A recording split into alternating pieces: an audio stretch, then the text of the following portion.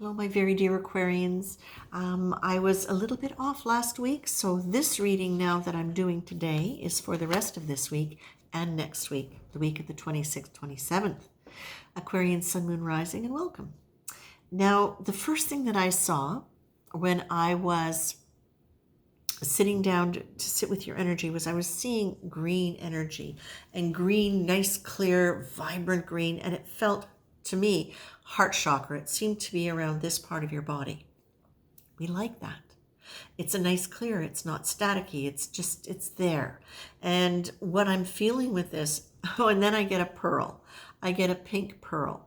So the pink pearl is about, it can be about many things. And of course, it can be about romance, but it can also be a sign of success and perseverance and stick to it and a kind of resilience. And I feel that many of you have had to have a lot of resilience. But what I really love about this is I'm getting here the mind card.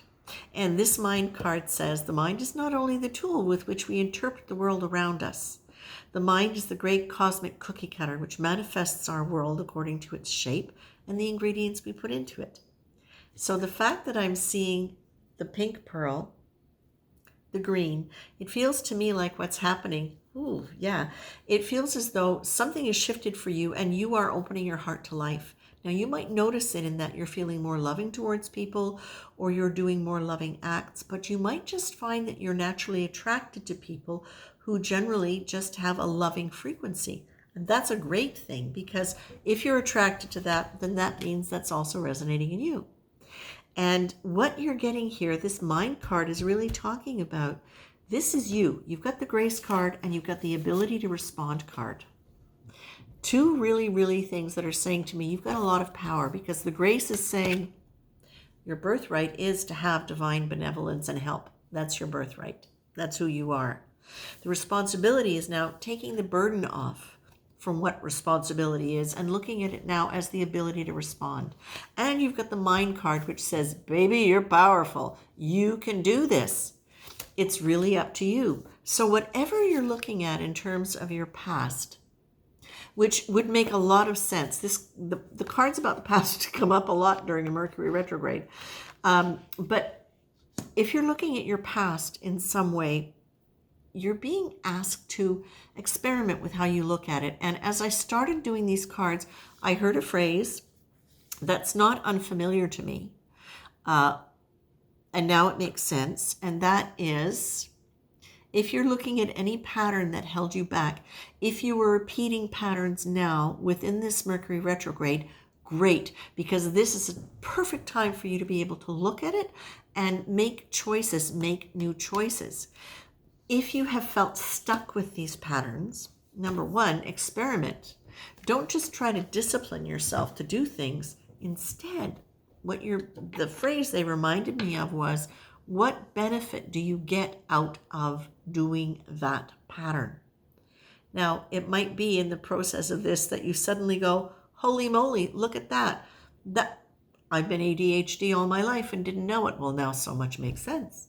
You might find that you track it back to some situation where you were really hurt and never really resolved the pain, in which case then you can look at how you do that.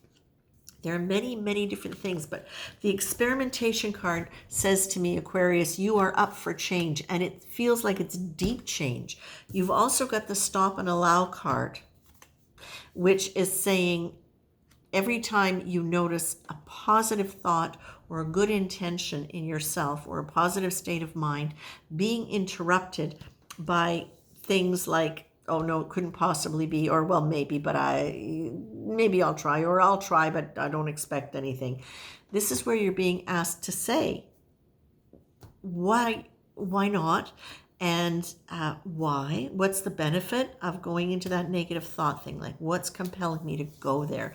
What's underneath that? And there are different ways to get to that. But then you're being asked to allow for the possibility. Whenever you catch yourself in that, remember, your mind is your cosmic cookie cutter, right?